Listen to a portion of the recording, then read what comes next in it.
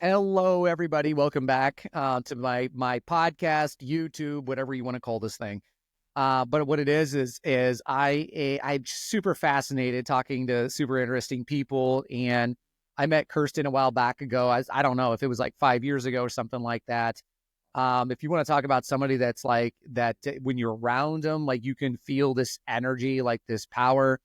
Kirsten is that person. And so I've had the blessing of hanging out with her now for probably a month or so again.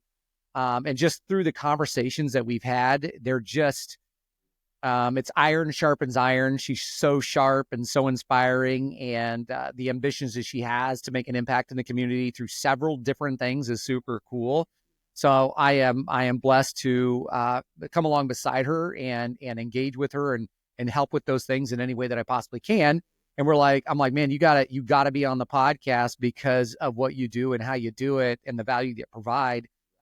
Kirsten has a podcast called The Small Business Mindset. So you can look that up on Spotify.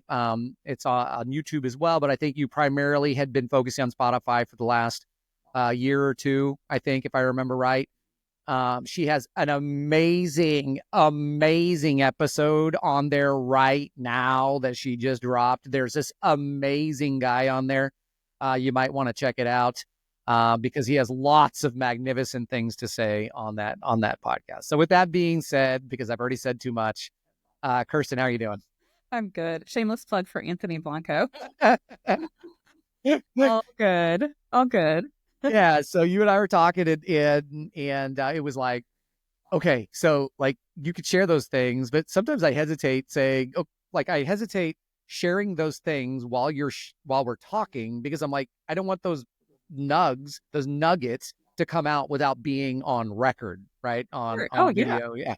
So here we are. So like share, but first tell everybody about you, tell everybody what you're into, and then talk about your passion. And then I said, hey, if there were these like 5 things or whatever it is, the number of things, what would you want to share with people? And then we'll just go back and forth and dialogue on those things. So I'm a small business owner. I own a commercial real estate brokerage. I'm headquartered in Lawrence, Kansas, but I work across the state and quite honestly across the Midwest. I've been in the real estate profession for going on 12 years now and worked for a large corporate firm. And then 3 years ago, I spun off and started my own business. And I would say for me, it wasn't necessarily the real estate lane that interested me in business. It was the fact of owning my own business. And I realized business ownership is not for everybody. But if you can get your arms wrapped around it, it could be very lucrative financially. It can give you control, which is I love. It can offer you a lot of freedoms. And so over the years, I was getting questions from clients and prospects alike, and they were on the similar vein. And a lot of times that had nothing to do with the real estate. They would call me because they said, oh, I saw this cute little shop in the downtown and I want to open it and I want to do these cool things. I'm like, so exciting for you. Yes. But really where they needed the help was for all the other elements outside of real estate because they just weren't versed in it yet. Mm-hmm. So the Small Business Mindset was born, and it's been a platform to bring experts on and share all those little details about all the other aspects of business. And so that's been a really fun conversation to have. Yeah. Well, it was fun after you and I started chatting again. Like I went through and just nerded out. I don't know. It's probably like on 12 to 15 episodes to listen to them. So it was good. I like it. Well, thank you. I appreciate that. Obviously, some of them, as much as I hate to say it, sometimes I have to have dry topics on because as business owners, we need to understand the legal side. We need to understand the accounting side. Yes. But I want to make sure I'm connecting the audience with people that it's resourceful, and then push you back to people in your community because you probably already know those people that can really be helpful in driving your business and growing your business and making sure you're on solid footing going forward.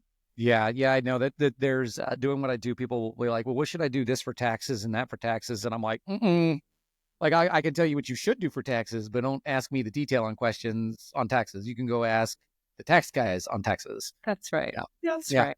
But so many times I know over the course of my life too, you don't know what you don't know. And when you walk into an expert's office, be it your CPA or your attorney or your financial planner, and I kind of look at them, and I love people that I'm like, bring it down to the basic level. I mean, treat me like I know nothing. So that way it's not as intimidating. And that's what my hope is that we start conversations with each other and we're transparent enough. And I mean, I share plenty about like, hey, I did this, it didn't work. I stumbled over that. I pivoted over here, and we learn from each other in that way. Right. That's good. I like it.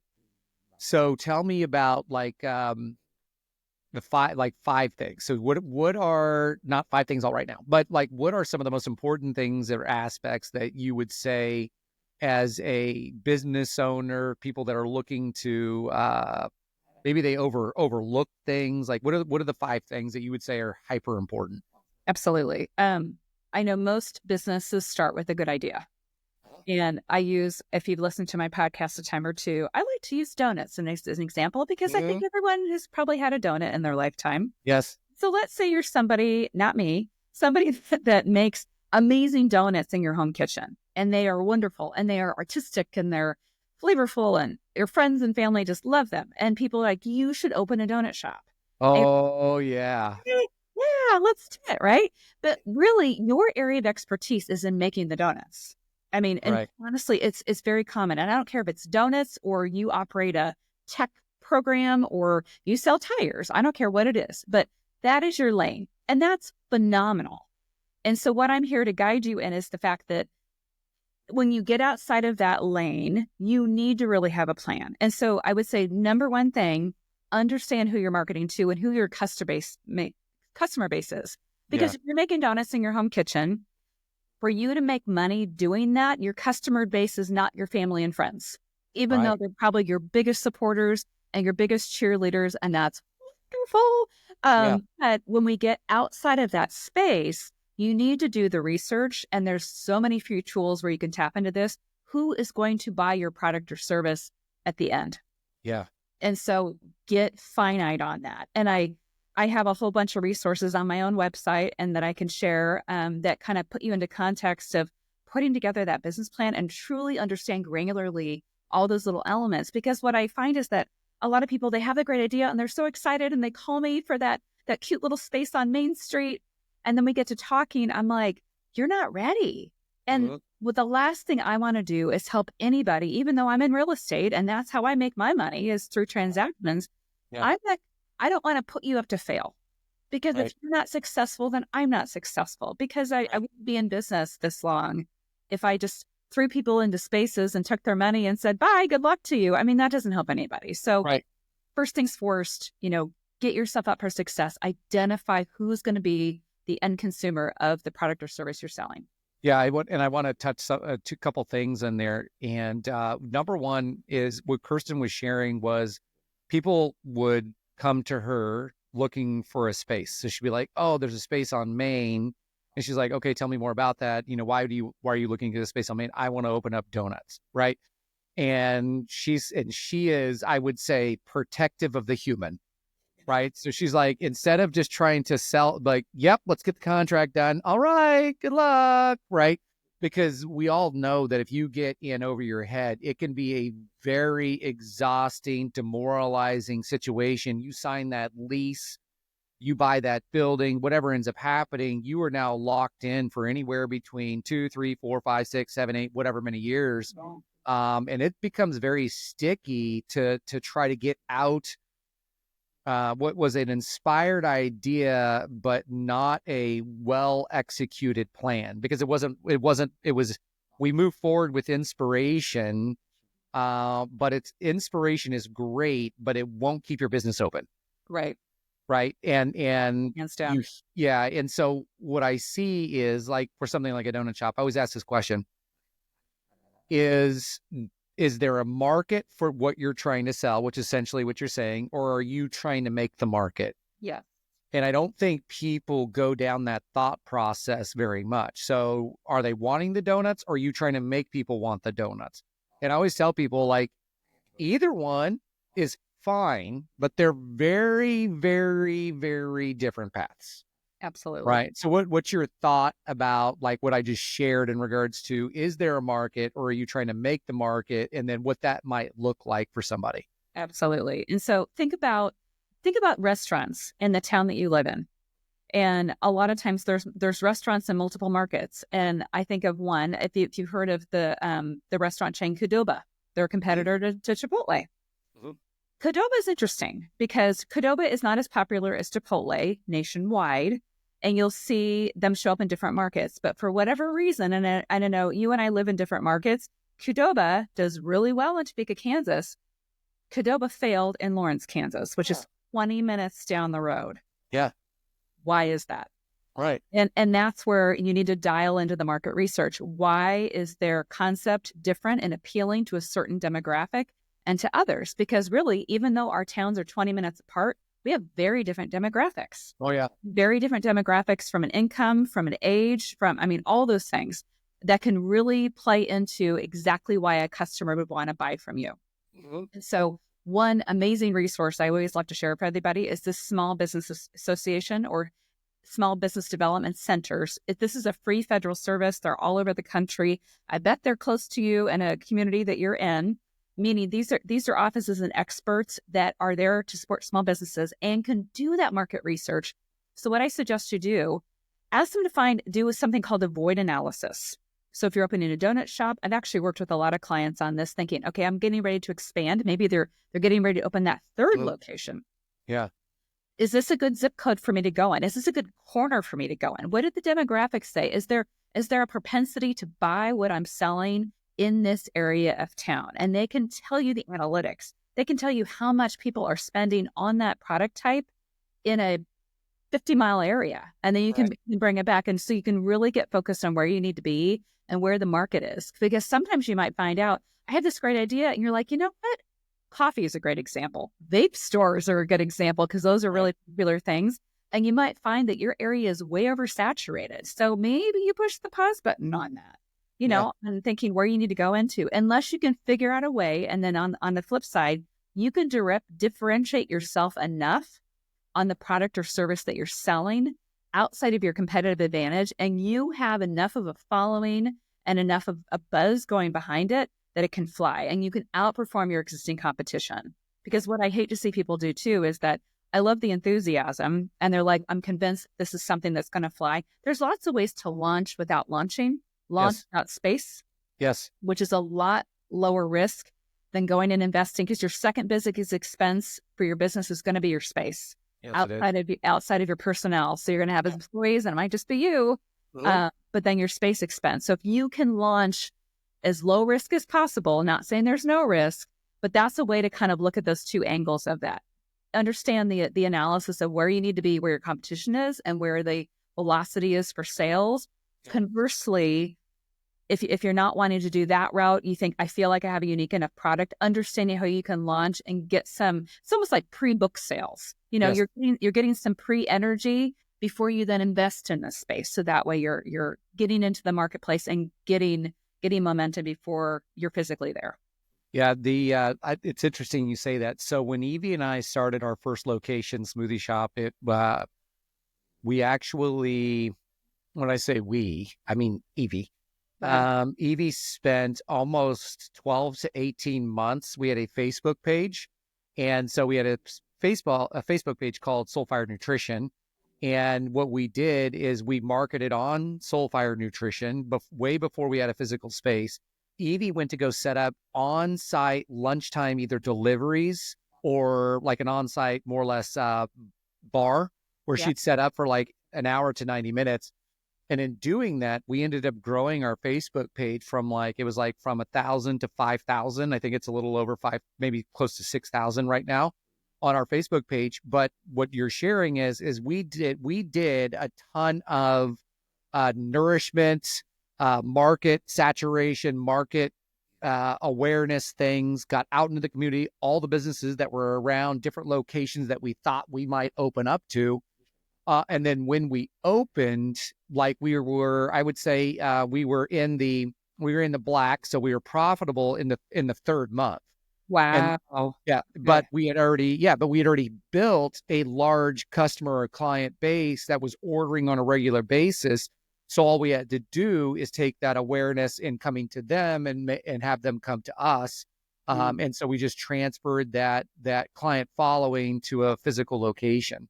But again, that was like 12 months to 18 months. So the question becomes, is if somebody wants to sell donuts, what is the volume, that they are selling out of their home or wherever they're selling. If you have to be licensed to sell donuts, I have no idea, or licensed for whatever you're doing for food. But if you do that, what is your volume, right? And then if you do have a good volume, you say, oh, well, I make this much so I get open. So then what would your volume increase to? Oh, so what does that mean for you personally? Does that mean you're now in there at 2:00 in the morning baking donuts just to sell the donuts? And now maybe you're making, I don't know, $1,000 or $2,000 in profit every month. So at the end of the year, you made 24,000, but you worked 120 hours a week. And that's a very scary place to be, in my opinion. I mean, maybe that's your passion is selling donuts, but those are the things I think when you're with the story behind the story, when you're talking about viability, you're talking about is it even needed in that market? Have you softened the market and done pre-sales? Have you done all these things to just test it? Because you might find yourself creating an animal that you had no clue that you're about ready to wrestle. Absolutely. Yeah. That, and I think kind of on that same vein, and we can use donuts again. I think sometimes people approach the market as like, well, I want to create if anyone wants something, I could do anything. I can make a donut cake. I can make a donut hole. I could make, and my advice there is that don't go there yet. Yes. It's too much because you have to look at cost of goods. You have to look at production time. You have to look at, if I'm customizing these things constantly, am I really weighing, time and effort versus what I can charge? Are they willing to pay it? Is that really my niche? Is that where I really want to be in? And figure out what your lane is. Yeah. So being too diversified up front actually could create more cost in supplies, in equipment, and all that stuff that you may not need. So more or less start foundationally with whatever, 3 core donuts. And then after you do that for whatever time period that that you have a trigger of profitability, now you go buy the whatever thing maker, and you go buy the thing maker, and then you can start making those things. So layer mastery, layer success, however you want to look at it. Right. So I'm going to use another restaurant example. If anyone's been to the West Coast, I know some South locations, In-N-Out Burger. I feel like it's a cult trend. And this restaurant's been around for 50, 60 years, something like that. Yeah. They have 5 things on the menu. They sell burgers, fries, shakes, I think cheeseburgers. Right. So. Right. That's all they sell. Right. And it's interesting. They have a phenomenal business model because they have, the way they've trained their staff and their culture is very much like freshness. I mean, they literally slice their potatoes and they go into the fryer there. It's not frozen. I mean, it's fast food. Mm-hmm. But they have built this model of a very basic, defined, this is who we are. They're not a chicken restaurant. They're not trying to be, they are burgers, fresh, fries, shakes. That's all they are. Yeah. And you get in, you literally get in and out. I mean, impressed. I mean, we were actually in San Diego this past summer and they have one there. We're like, let's go try it. We actually went into the restaurant instead of going through the drive-thru. And I was impressed. I mean, they just, boom, boom, boom. Gets you through. And it was lunchtime and it was busy. And, then they had 2 lanes going through the drive-thru. But I'm like, they've created a model that, creates energy around it. Yeah, it's one thing that I see with a lot of businesses too, and small businesses that I've talked to a couple of my friends that work at banks and things like that, and they'll tell me kind of what they see and the problem with small businesses failing. And it's a lot of times it's a lack of education, not even from good professionals from a small business center or something like that. Yeah. But one of the examples that he gave me was he's like, this person wants to make this candle business successful, and they're having problems making profit. And I asked him, are they just doing it for fun? Are they doing it for hobby? They're just doing it for something to do on Saturdays to sell their candles at little craft shows or something. I said, that's way different than saying, I want to earn career level income doing this, right? It's a very different question to ask. Very different. And so I think you and I talked about even if you're going to set yourself up, you have to know where you're going. You have to know what you want. So not just opening a business to make donuts. You got to make sure that when you're making the donuts that you're going to make $100,000 in profit that year, or whatever the number Right. is. And I've had this conversation around food trucks, around candles, around something. It was something else. And I went to YouTube and I showed him this. And I said, and he's a loan banker guy. And I pull up my phone. I go, look at this. And I said, make 100,000 in profit with a candle business. So I spoke into my phone. YouTube popped up like 19 videos saying how to build a candle business to earn $100,000 working from home. Right. So how many people, when they say they want to do a business, actually go educate themselves with the current tools and resources that are available to them? Food truck did the same thing. I said, I met with some folks and I'm like, well, how much income you want? And they're like, just more. I said, well, let's start with $1 million. And so I said, how do you build? So I asked YouTube, the great YouTube, how do you make $1 million with a food truck? And again, it was like 17 videos pop up with anything from buying a system that teaches you how to turn a food truck into $1 million business. Right. And I would say a lot of people that are becoming passionate about going to start a business, don't know where to go, don't know where to look, don't know how to look, don't know what questions to ask. And so they can get themselves in trouble. What are your thoughts around that? Definitely. Oh my gosh. So one of my other tips is like why this is important to you. Is the finance side. I think too many people get started in business thinking, oh, well, when I make the sales, it'll just pay for itself, but they don't have a lot of cash reserves.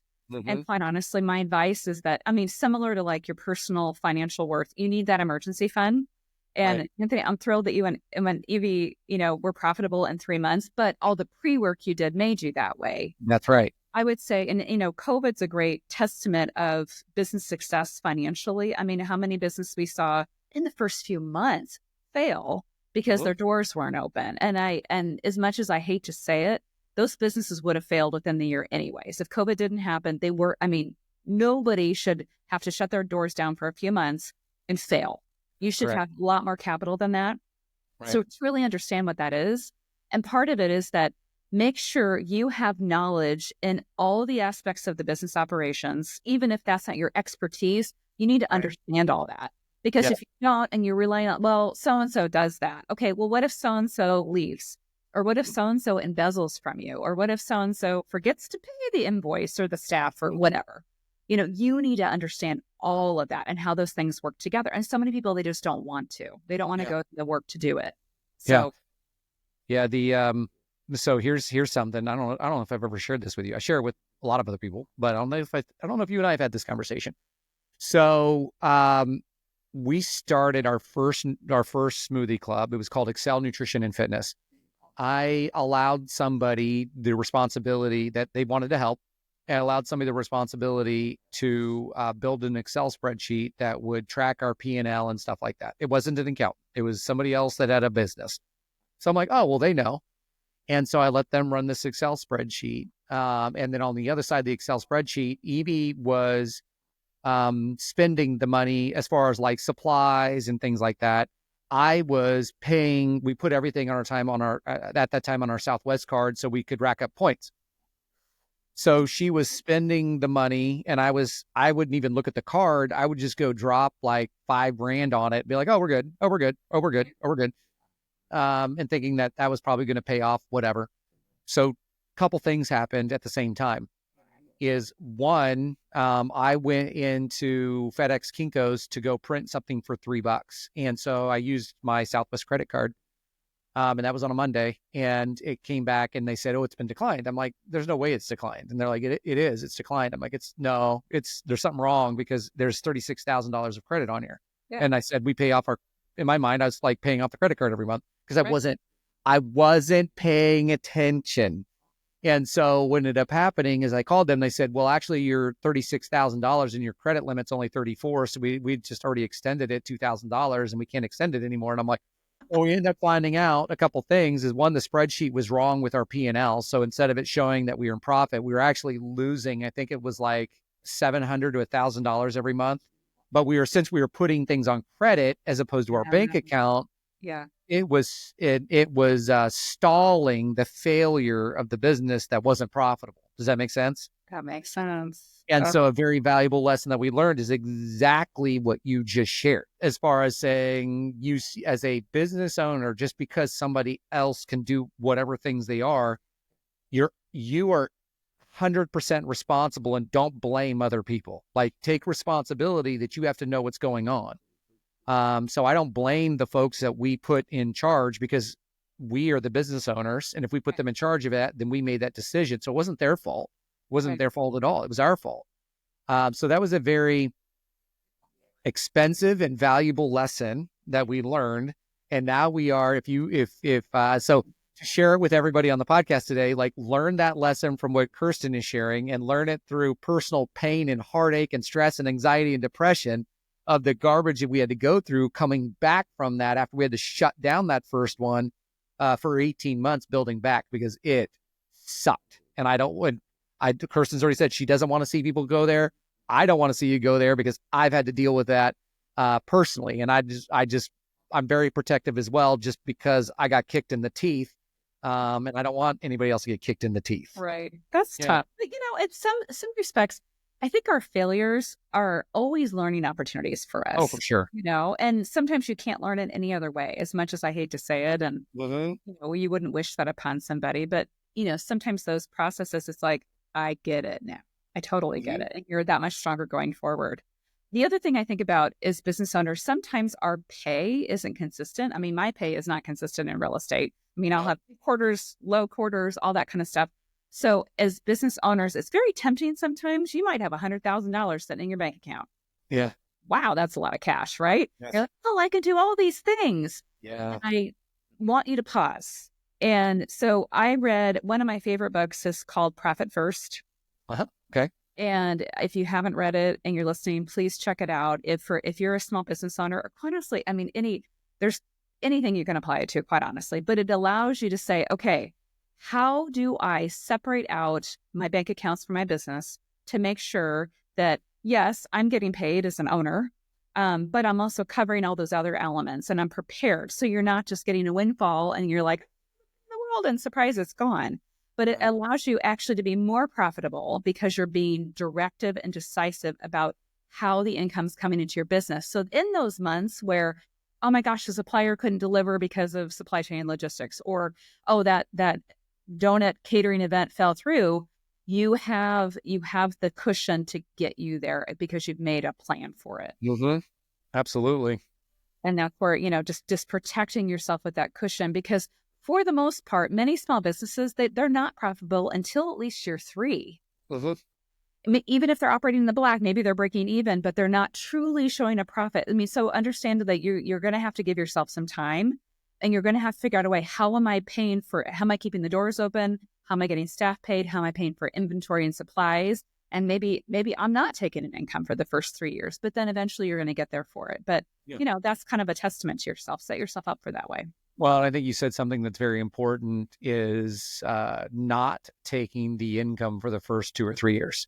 Yeah, that's hard. And that's hard, because you're putting in all the work. And I think that if you have whether you're married or not married, if you have a partner, whatever it may be, is that you have to have that agreement with your family and your partner, that you're going to be working your tail off and you're going to be building a business, but you're not going to be taking income from it.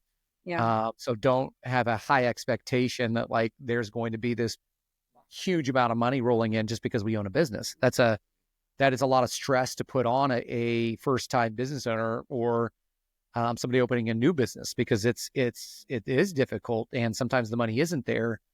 And then they need to put the money in savings first. Like, we run with a cushion in all of our businesses that we have, because you don't know. Right. And that's the thing. And I think I read, I mean, like, I think, like, what's his name? Dave Ramsey says, like, you should have 6 months. I think 3 to 6 months of, like, savings. And he's really more talking about personal. For me, I'm ultra conservative, and I'm like, you need to have like a year's worth of, what you would expect an income from the business in savings. And that just sits there. And, some people might say, well, that's not a good use of the asset or money. You should go blah, blah, blah, blah, blah. I'm like, yeah, but, like, if there's a flood, a tornado, blah, blah, blah, things happen. Not pandemic happens. but absolutely. You should be able to shut your doors down for 6 months and still survive. That's a good test to have. For how long? 6 months. 6 months. Yep. Yeah. 6 months. Yeah. And if anything, what that at least buys you is time to be creative with how to do what you do. So like you mentioned the pandemic. There's a local restaurant here in town, in Topeka, White Lennon. And the White Lennon, if I remember right, what he did was he went from having people come in to he started doing gourmet sandwich delivery. Yep. And so he was doing that to all over the place, posting it on social media. And that's one of the ways that he survived the pandemic. He changed his business model. Yep. So there's a lot of people that didn't change their business model. So they just played the woe is me and this is happening to us and all these things, but they didn't think creatively about how do I change my business model to serve in the current environment to make the money, to stay alive. Yeah. That's one of the other things I want to talk about too, is like being nimble in your business and constantly asking for feedback from your customer base, because their needs will change. I mean, it's inevitable. Even if you're a long-standing brand and you're like, we've always done it this way, this business has been around for 50 years, whatever, your customer interest base will change inevitably. Yeah. And if you don't tap into that and understand what that looks like, and it might be you're still offering the same amazing product or service, you are just tweaking it a little bit because you're engaging with them in a little bit different way. And being open to that, it could be just a different marketing campaign or a different display or a different way they can access you and your product or service line. I think you and I were talking the other day about how people like to be contacted. Yeah. And I think a little bit is demographically. I think, I have clients that are in their 70s. They prefer to talk to me on the phone. Right. That's okay. The people in that middle age where probably, honestly, I'm probably more of an emailer. Yeah. You go to a younger demographic and it's texting and DM. And so meeting them where they are and understanding that that's okay. You can't force somebody that doesn't want to communicate with you in this lane. If they're over, like, they're not going to pick up the phone. They're just not, so you need to meet them where they are and embrace it. Yeah, that being nimble, and I think I was listening to something and I'll relate this to flexibility. And so like you want to be a business yoga person, you got to be flexible, because in flexibility relies strength, right? And so being nimble is so powerful, like during the pandemic, being flexible in your approach for being open to market differently, which you just said. I've seen people think that they're trying to sell one thing, but in reality, they need to sell something else, right? And when they make that transition, all of a sudden sales go up, right? And then there's people that say, well, I'm just going to do social media marketing. And we're like, well, the demographic that you're looking after is not on, let's say, Instagram. Maybe they're on Facebook, right? Right. So like, be aware of the market is what you're saying, and be open to market trends, which may cause you to have to change your approach in your business. Is that fair? Right. Yep, that's very fair. And trends is kind of a double-edged sword. I mean, we all want to be trendy and we want to be relevant. Yeah. But I think sometimes we get so fixated on, everyone on TikTok's talking about this trend. Is it truly a trend? Or, is it a fad? Is it gonna fizzle? I mean, I remember, I'm going to totally botch this up. So I have a daughter who's 21. So a few years ago, she was in high school and she was a teenager. And there was this, I think it was on TikTok. I'm not on TikTok, but she is. So we look at it together. There was this influencer girl, and then she called herself something like the Something Girls.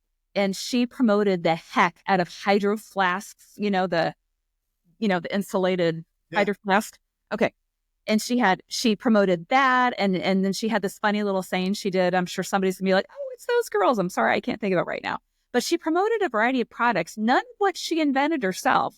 All she did was say, this is the trend. And she did a catchy little thing.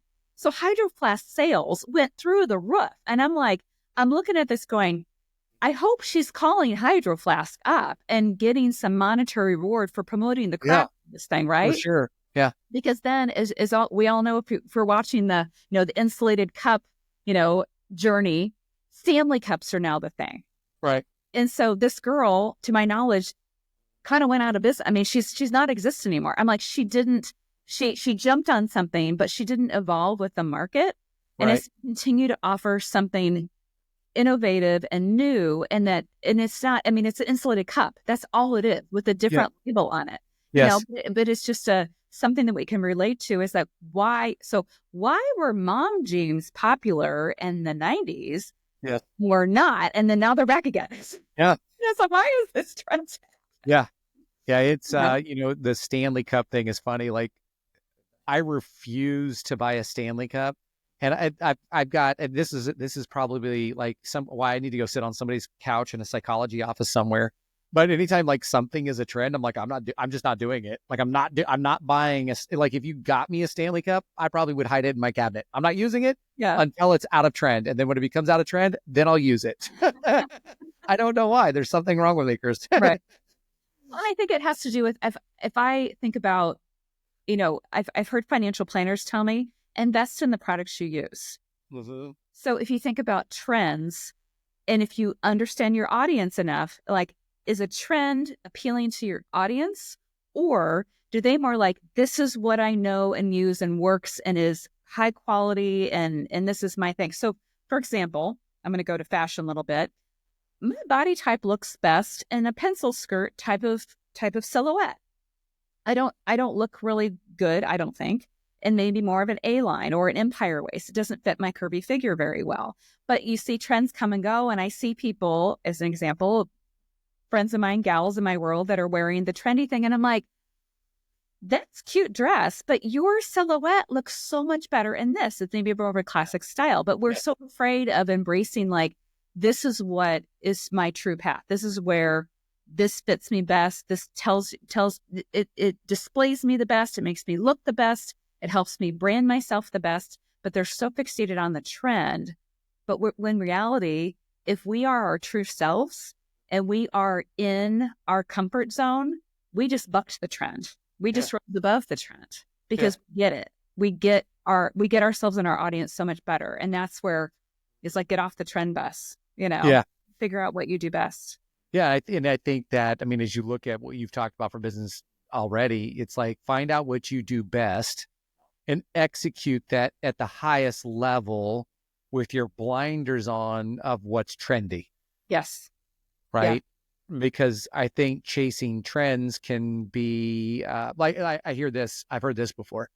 It is the grass is greener on the other side because you're not watering your own grass. Or people will say the grass is greener where you water it. Yep.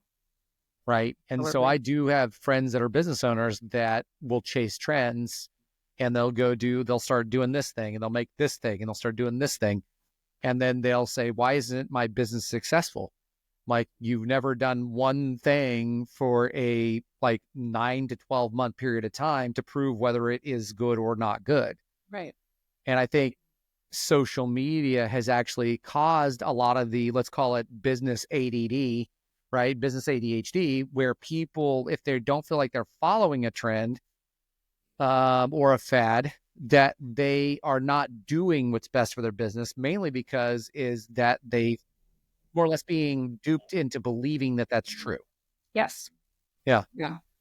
So I think what you said about knowing yourself is hugely important. And then you've challenged me, I know, as of late, to be clear and concise about the mission behind your business. And even in real estate, I mean, if there's a gazillion people that sell real estate every day, but setting myself apart in my marketplace amongst my client base, I need to be able to articulate that very effectively and, get my message across, because that establishes myself as an expert in what I do, but also connects me better to my client base. And I think so many people are afraid to just here's what I do. Here's exactly what I do. Yes. And quite honestly, there are people I'm not a fit for. Right. I'm not, and I'm okay. And it's taken me some time to realize that, because honestly, if I'm not a fit for them and they're not a fit for me, it's going to be a struggle to do business together. And I'm going to spin and spin and spin and probably waste a lot of time and energy. And as are they. And I'm like, the name of the game is so we can all go forward in a similar direction and have a win-win. Right. And I've always approached the world, if it's not a win for me and a win for you, then it's a loss for both of us. And let's move down the road and be confident enough to recognize that about yourself and your business. Yeah. So yesterday, Kirsten and I are having a conversation, and we went through the clear, concise, complete, and connect. And we were talking about team members and things like that. And she's like, I think you said something about him having, but like buy into the vision or something like that. And so I said, so talk to me about your vision. And she got very, like, it was fun because you saw the passion come out.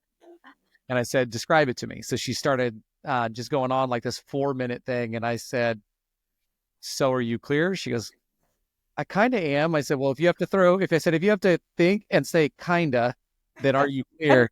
And she's like, oh, and then that's when we went through the clarity, concise, complete, connect.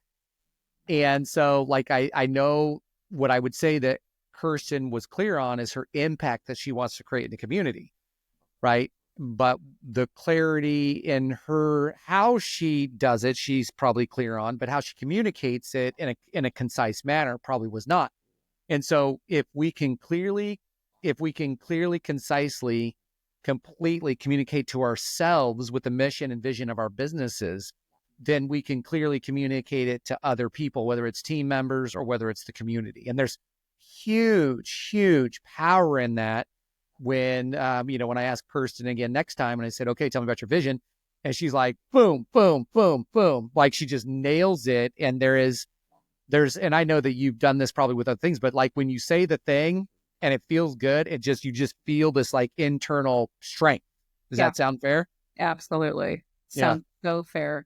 And I know I'm the type of person, and I love being surrounded with creative individuals who, for having a brainstorming session, it's like, oh, think bigger, bigger, bigger, bigger. It's all these things, Yeah. which is very stimulating and exciting, but at the same time, it's also very overwhelming because I think I don't have enough time in my life to do all of these things, but I want to. I just want to be, I love creating and I love starting and I love executing, Yeah. doing this thing.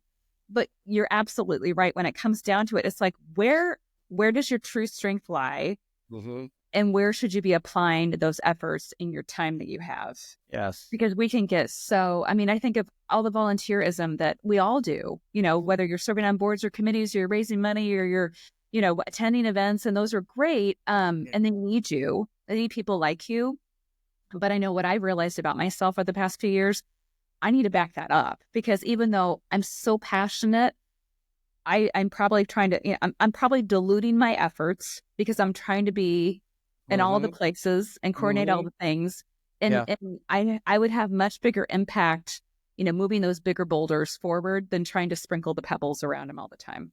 Yeah. As I tell people this, I said, as you become more attractive, people in the marketplace, people will want you because they want somebody that's attractive and they appreciate your creativity and strength and confidence and all the thing. They will want you on a board. Never. And then once you are on, and I've seen this happen over and over and over, then you go on one board and then there's subcommittees. And then there's those people that are on subcommittees, sometimes are on another 3 boards. And then all of a sudden you find yourself invited to like 7 boards. And your energy and your effort makes you have a lack of execution because you have a lack of clarity of what you should be doing when, because you have all these things to do. What am I supposed to do them all? Right. And what I see through that, and I use this analogy, is like, it's great to be on boards. It's great to serve your community. It's also great to know what your best service is so you can be on one board, not 4. Right. Because like a diamond, and I share this example, or a prism, is that when light hits a prism, which is how you cut a diamond, the light does what? So when it hits the diamond, what does it do? It goes out. I mean, it goes out. It goes everywhere, right? Rainbow. Yeah. It rainbows. It refracts. So it refracts the light. And everybody's like, oh, that's pretty. Look how clear it is and so pretty, right? But a diamond in a format that's cut to be pretty doesn't actually do anything. It just sits in a setting and looks pretty, right? So let's say you make the diamond so it doesn't have all the facets that cause refractory, but you use the diamond to put on the end of a laser to focus the light, right? And now you have a laser that can cut through 10 feet of steel. Right. Right. So we go out and become attractive to the marketplace and we shine everywhere, but our impact is very low. Or we become a focused laser with a diamond in, and we cut through 10 inches of steel. Right? Still the same diamond, but the realignment of the light energy is different. Does that make sense? It makes a lot of sense. Yeah. Yeah. Yeah. Yeah. And So go ahead. It got me thinking about, I think a lot of us, if we're trying to grow a business or grow our careers or grow our sphere of influences, and I think this is great when you're maybe younger or earlier on in your career and you have the time and the energy. You want to be everywhere all at once, all the time. You want your exposure to be as grand as possible. Social media has really helped us do that. But I know before social media, I'm going to date myself here. How do you accomplish that? If you just have one location or you only have one staff person, how do you do that? And creating the systems and processes that allow you to execute on your communication strategy really, really effectively. But it's very easy to sign up like, oh yeah, I'll be there. I'll be there for the coffee and the lunch and the happy hour and the after hours and the party and and if you're the type of person that has the energy for that, awesome, do it. Right. I don't have the energy, and I think I would burn myself out really quickly. And I think I've realized that about myself, and know where I need to consume my energy and put it forward to more productive things. Yeah. And I think that's probably just a growth thing that everyone has to do individually and with their business, because you can work your business to death. Yeah. And that's also not positive either. Maybe you are making a ton of money at it, but like we said earlier, if that means you're working 100 hours a week in it, is that where you want to be? Yeah. I've heard it said, and I like to repeat it, is what is it to have gained the world and lost your soul? Yeah. Right. And so my goal has always been able to help business owners create a lifestyle business, a business that they own that doesn't own them. Right. Right. So even when you go back to the original conversation of owning the donut shop, my question, because I think with a systems and processes mind, is I want people to build a business that is commercial and profitable, that they do not need to work at, that runs without. So a commercial and profitable enterprise that works without them. And so many businesses are not made that way. And so if you phrase it that way and look at it that way, you could even argue that you don't own the business owns you, and that it becomes a situation to where you traded in one boss, like if somebody's going from employment to self-employed, so you traded in one boss for like 75 bosses, which are all your clients and employees. Right. Right. And so for people to, in my heart, is always to graduate from the job owning them and moving into a different category to where they create systems and processes and leverage that allows them to maybe mentor or coach their business, but their business runs without them, so they can live in that lifestyle design where they can build into their family and friends, and they can travel and they can do these things. But it takes, like the things that you mentioned at the very beginning, like the stuff that I'm mentioning are like phase in the future. The things that you're mentioning are like, if you don't do these things, you will drown and forget about all the other things. Yes. Yeah. Right. And that's highly important, because I think some people think, well, I'm going to leave my job. I'm going to start a business because you can no longer control me. And now you have 75 other people controlling you. Yeah. Right. Yeah. So you just traded one for 75, and you traded 40 hours of work for 80 to 90 hours of work. Right. And that's the reality of the small business mindset that people don't see. They don't see the hours and the passion that Kirsten has for when she might be reading an article or looking at a YouTube video about something at like 9:00 at night. And I don't know if this is you, but sometimes people would ask, well, do you ever turn off? Do you ever stop? Like, I mean, no, because I don't think this is work. To me, it's just breathing.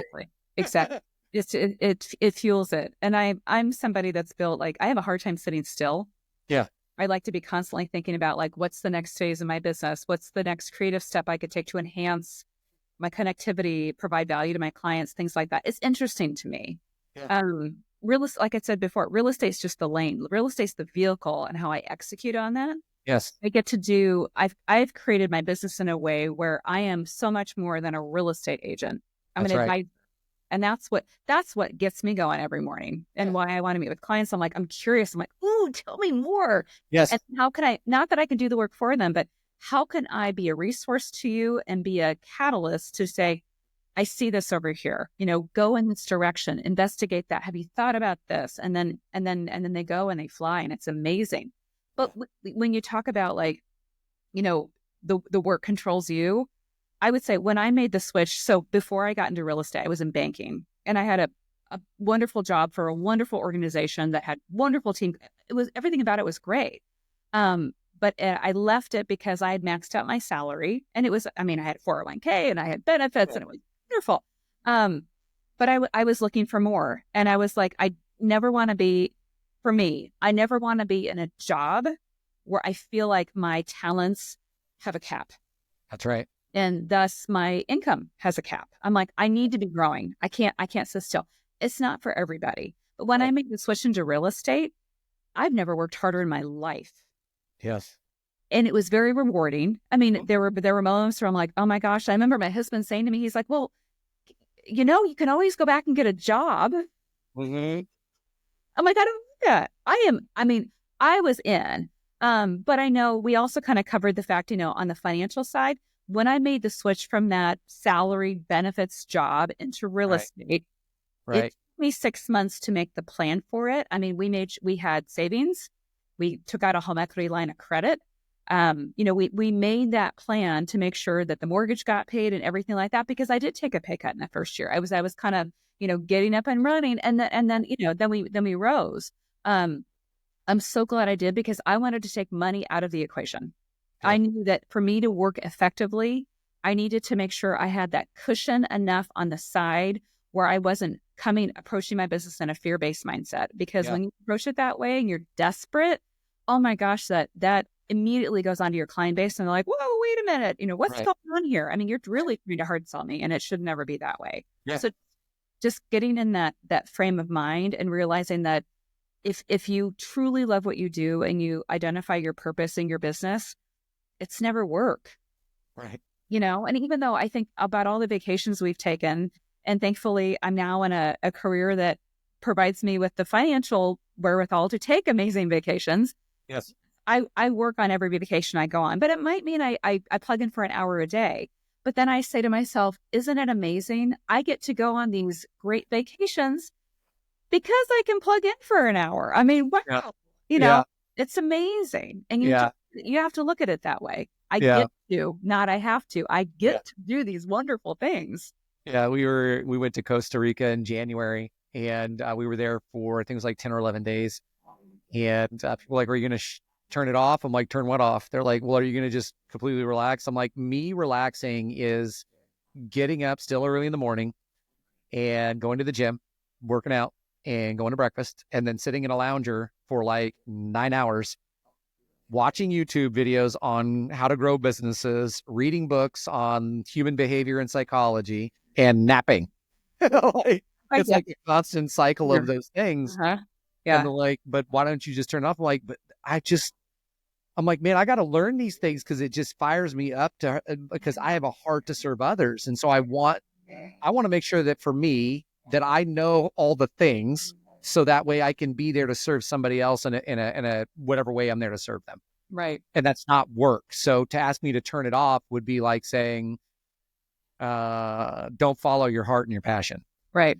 And I think relaxation and giving your brain a break from certain activities is different for everybody. Yeah. And I know for me traveling is to allow my brain and my soul to have a different experience, whether it's traveling to a different country or having different kinds of foods or doing an activity or, reconnecting with my husband. I mean, those are all very important things. And for me, the break comes from I'm getting out of my everyday. I'm getting out of, I love my home, but like, I don't want to have to see the pile of dirty laundry or have to worry making a meal, whatever. So that's my brain break. And then allows me, I love the fact of, I think the best ideas come when you are outside of your everyday, whether you're on a walk or in the shower, or you're in an environment where you're physically relaxed, you're physically taken care of and nurtured, and you don't have to worry about those kind of the day-to-day tasks. Yeah. And you're probably whether you're a beach person or mountain person, whatever. For me, I'm a beach person. So my typical vacation, we're sitting by the pool or by the beach. I'm reading a book that's Right. inspiring to me. I bring lots.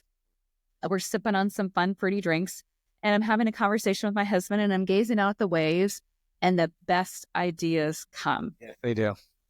Because you're talking about all those hopes and dreams and goals, and what about this and what about that, and I say you're solving all the problems of the world, and you're doing it in an environment that is nurturing to that. Yes. And that's where I feel like the break comes from. But you're Right. never taking a break from your business. You're Right. actually taking a break from the mundane every day to level up the intensity Yes. of your business. Yeah. Yeah. That's 100% correct. The creativity that flows from being in a different environment and not the day-to-day activities, for whatever reason, it's like an unlock, and it unlocks, and then the creative, and then the what if questions start asking, because you don't have your next hourly or half hourly obligation, or you don't see the dishes, or you don't see the whatever. And it's a beautiful space to be in for business owners. And with that being said, though, is like, again, you have to earn that opportunity. So for those small businesses, don't be like, hey, Kirsten and Anthony said we need to take more vacation. That's not exactly the way it works. Like, you have to earn your stripes, I think, as they say, but you also have to plan it. So plan your vacation, work towards it as a goal to be able, and even call it like a retreat, but you've got to work intensely and intentionally after that goal and do it with a plan. I think one of the biggest things that Kirsten has shared throughout today is like, be intentional, make sure you're planned, know what you're doing, be flexible in your application of it. The flexibility is the being nimble that she shared, but just know your gifts and live in them, and just rock it out. So yeah. Absolutely. Yeah. I also think there's a big power in connecting with other people. I've had several masterminds over the course of my career, and I put them together, and mine happen to be women and women in business. And not all of us are business owners, but we're C-suite level, so heads of company, heads of departments, things like that, all have different industry backgrounds. And I think the most powerful time for us, we try to get together for lunch or happy or something once a month or so with schedules allow. But I feel like the magic happens when we say, okay, let's block off an afternoon and let's turn off our phones and let's get together. And one time we did a spa day. We drove up into the Kansas City area, so we were an hour away. We pre-booked massages or, hot tub time, whatever. And it was that time where we were having an experience together that the cool ideas came to be. And it didn't, it probably cost us $100 a person for the day, but it doesn't have to be expensive. It doesn't have to be a luxury vacation to the Caribbean. Absolutely. Yeah. But just removing yourself, getting out of the everyday and experiencing something and being vulnerable enough in a trusting environment to share with other people and getting some really good interaction, I think could be hugely powerful. And then it's kind of that like 360 review. If you're a business owner, you probably don't have peers, and you probably don't have, somebody that's, can give you direct feedback, or a partner.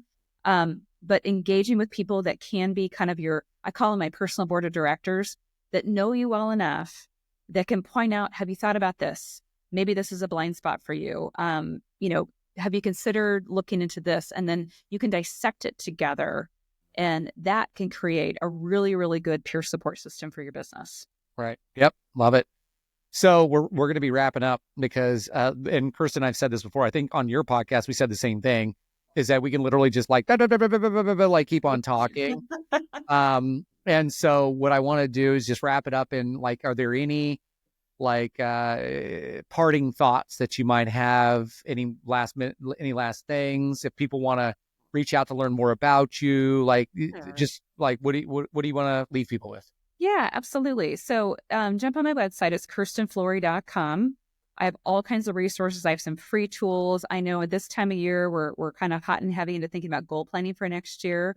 And I love a good goal planning session. So there's also some great tools out there that'll help you through that. I think I have a free goal planning guide on my website. You can download it for free and get you thinking about, I'm a firm believer that goal planning shouldn't just be about your business.